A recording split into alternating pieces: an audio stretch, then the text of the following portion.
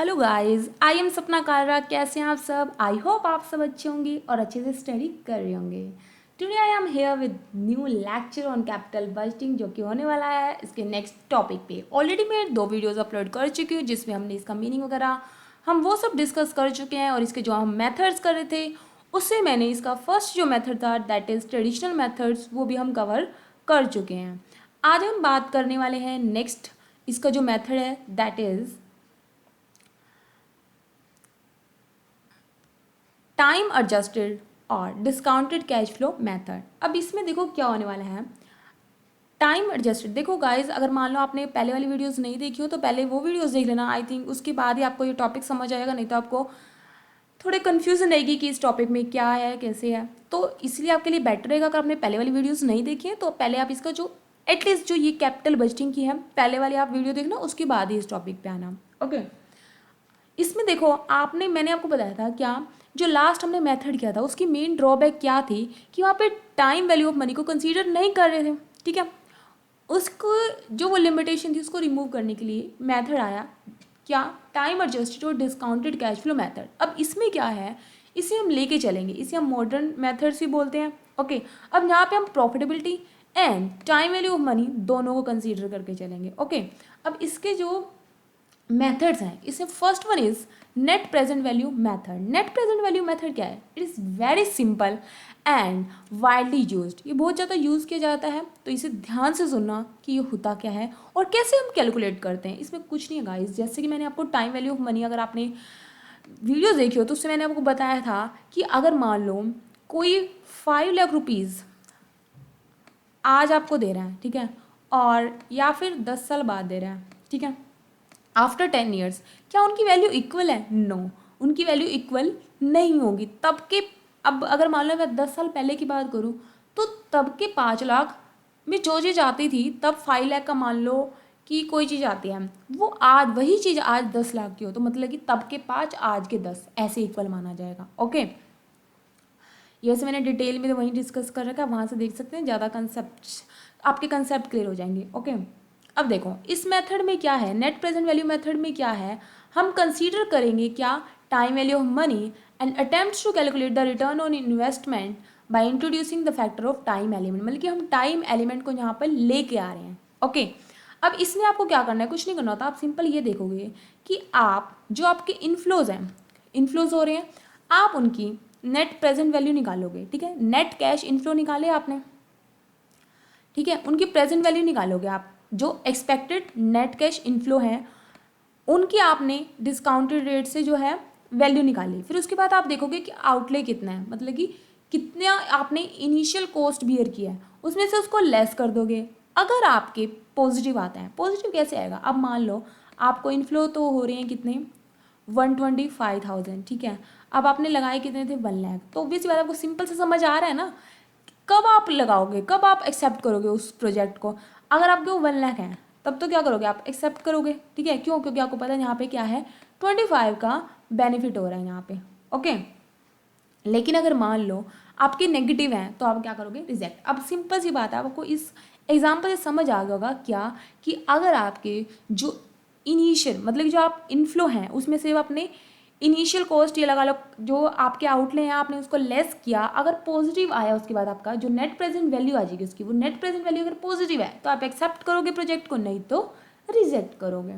Okay, अब देखो net present value निकालते कैसे हम, total present value of cash inflow की, total present value of cash inflow की कितनी है, यही मैंने आपको बताया था, और उसमें से जो नेट इन्वेस्टमेंट है हम उसको लेस कर देंगे। ओके, देखो एग्जाम्पल लिया हमने, अगर मान लो, अब देखो सिंपल सी बात है, आपको 6% दे रखी है रेट और आपको ये वैल्यूज़ दे रखे हैं, आपने कुछ नहीं करना, इनिशियल कितना था आपका 5,000, अब आप इनमें से इसकी वैल्यू निकाल लोगे।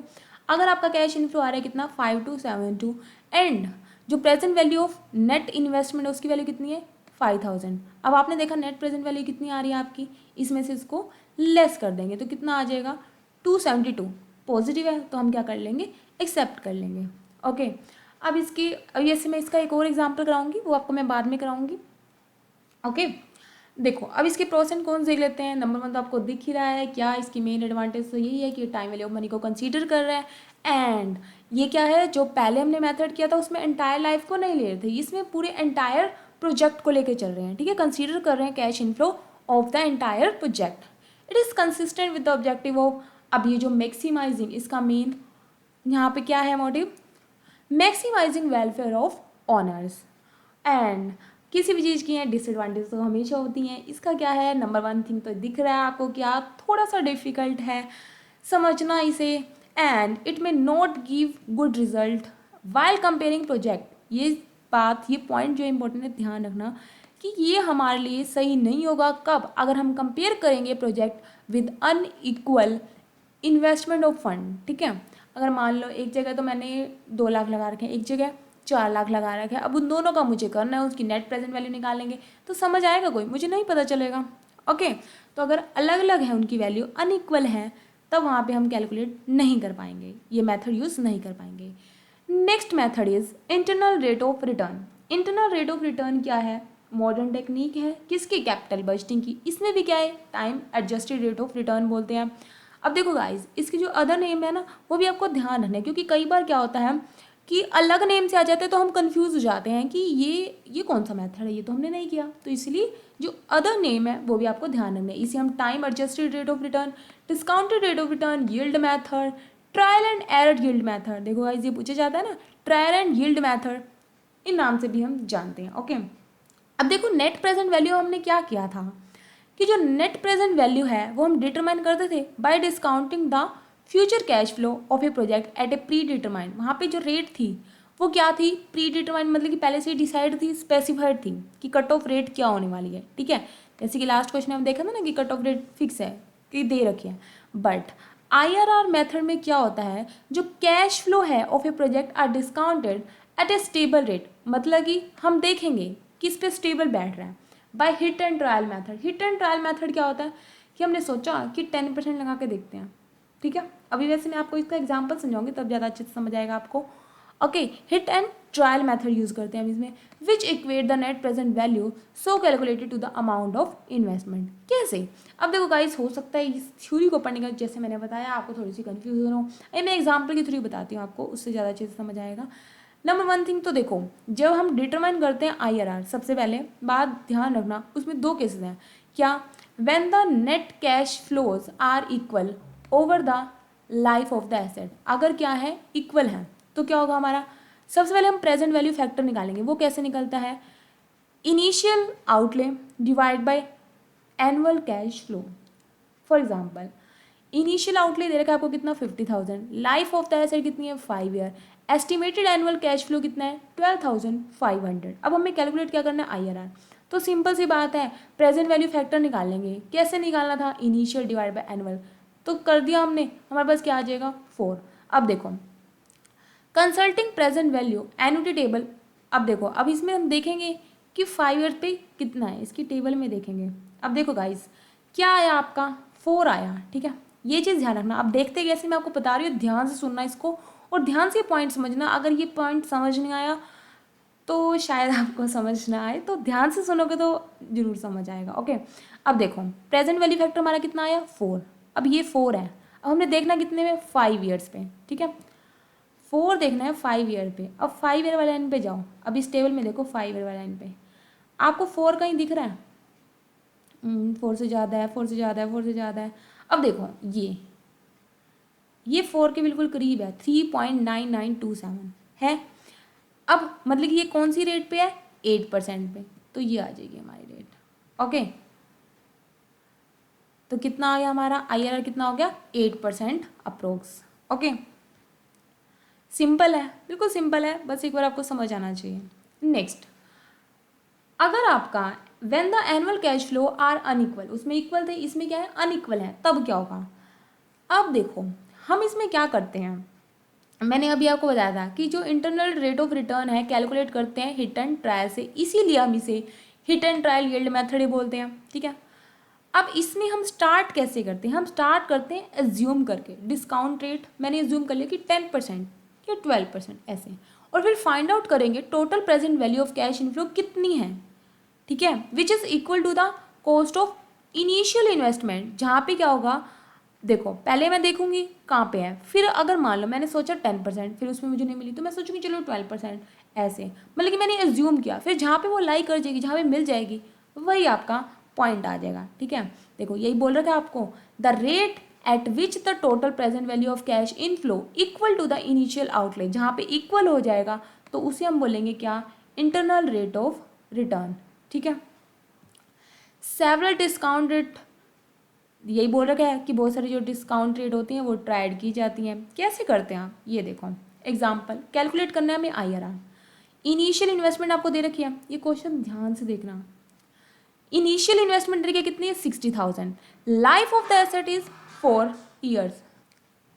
Estimated net annual cash flow दे रखे हैं आपको ये। ठीक है, अब देखो अब हम कैलकुलेट कैसे करेंगे। आपने क्या करना है, सिंपल एनुअल कैश फ्लो जो दे रखे हैं उन्हें लिख लो। उसके बाद हम देखेंगे, मैंने सोचा कि 12% रेट मैंने सोची। ठीक है, एज्यूम कर लिए 12%। अब 12% पे मैंने PVF देखना है, 12% पे कितना है, जो टेबल होगी उससे हम देखेंगे, ये वैल्यू आपको पता होगी, हम टेबल से देखते हैं। ठीक है, अब उसके बाद हम निकालेंगे कि प्रेजेंट वैल्यू कितनी है 12% से देखें तो हमारी आई है, तो टोटल करके देखो कितना आया 63,350, जो कि क्या है 60,000 से ज़्यादा है। ऐसे ही फिर क्या है, नहीं फिर मुझे क्या करना पड़ेगा, दूसरा देखना पड़ेगा। फिर मैंने सोचा 14%। अब 14% जब मैंने एज्यूम की तो देखो इस पर कितनी है, PVF कितना आता है, ये हम टेबल से देख लेंगे। उसके बाद ये सारी वैल्यूज जो है ना टेबल से देखते हैं। ठीक है, टाइम वैल्यू मैंने सब क्लियर कर रखा है आपको, आई होप आपको पता होगा। प्रेजेंट वैल्यू निकालेंगे 14% पे, कितनी आएगी भाई, जो एनुअल कैश इनफ्लो है उसको इससे मल्टीप्लाई करेंगे, ऐसे ही तो कैलकुलेट करते हैं, तो ये वैल्यू आ गया। अब देखो ये भी क्या आया 60,595। अब ये क्या है 60,000 से ज़्यादा है। अब मैंने कहा कि 15% लेके देखते हैं, मैंने 15% लिया। अब देखो trial and hit and trial में यही होगा। ठीक है, तो मैंने देखा 15% पे वैल्यू है ये। अब इससे मैंने क्या निकाली, प्रेजेंट वैल्यू निकाली। कैसे निकाली, 15,000 मल्टीप्लाई 0.869, 20,000 मल्टीप्लाई 0.756, जैसे कि हम ऑलरेडी करते हुए आ रहे हैं। तो हमारे पास वैल्यू आ गई कितनी, 59,285 आ गई ये वैल्यू। अब देखो, अब आप देख सकते हो कि मैंने एज्यूम करी थी 12, 14, 15 और मैंने इनिशियल इन्वेस्टमेंट देखी 60,000 किस पे फॉल कर रही है, आपको दिख रहा होगा इन दोनों के बीच में कहीं लाई कर रही है। ठीक है, अब मैंने देखा कि जो हम 14% पे देखें तो कितनी है 595 ज़्यादा है, और अगर मैं 15% पे देखूं तो 715 कम है। तो हम कह सकते हैं कि इन दोनों के बीच में लाई करती है। तो हम कैसे निकालेंगे, सॉरी IRR आ रहा है। ठीक है, 14% प्लस, अब देखो कितना ज़्यादा है 595 डिवाइड करेंगे किससे, कितना 595 प्लस 715। ओके, तो उससे जो हमारी वैल्यू आ जाएगी मल्टीप्लाई कर देंगे, दोनों का डिफरेंस कितना है 1%। ओके, तो हमारा वैल्यू आ जाएगी कितनी, कैलकुलेट करोगे 14.45%। अब इसे एक बार ध्यान से सुनना, मैंने क्या किया, सिंपली कुछ नहीं किया, एनुअल कैश फ्लो में दे रखा है, मैंने PVF देखा, एज्यूम करके कोई भी रेट मैंने, आप खुद से एज्यूम कर सकते हैं। तो मैंने देखा 12%, लेकिन उसके इक्वल नहीं आया। फिर मुझे क्या करना है, कुछ नहीं, उसको छोड़ दिया मैंने। फिर मैंने देखा 14% पे। ठीक है, वही PVF देखेंगे, फिर उसके अकॉर्डिंग प्रेजेंट वैल्यू निकालेंगे, उसको टोटल करेंगे। फिर उस पर थोड़ा सा ज़्यादा आ रहा था, फिर मैंने 15% पे देखा, तो मुझे पता चला कि इन दोनों के हैं तो इन दोनों के बीच में ही। तो मैंने डिफरेंस के लिए क्या किया, दोनों का डिफरेंस देखा कि 14% है और ये कितना ज़्यादा है, और डिवाइड कर दिया उसको उन दोनों के बीच में, टोटल डिफरेंस कितना है, और मल्टीप्लाई कर देंगे इन दोनों रेट्स के बीच में डिफरेंस कितना है। ओके, तो हमारे पास आ जाएगा ये answer, that is IRR। Okay, I hope आपको समझ आ गया होगा। अगर समझ ना आया हो एक बार में तो आप दोबारा इसे देख सकते हैं, या फिर खुद से एक बार समझने की कोशिश करना कि आपसे हो रहा है या नहीं हो रहा। Okay, next is profitability index method.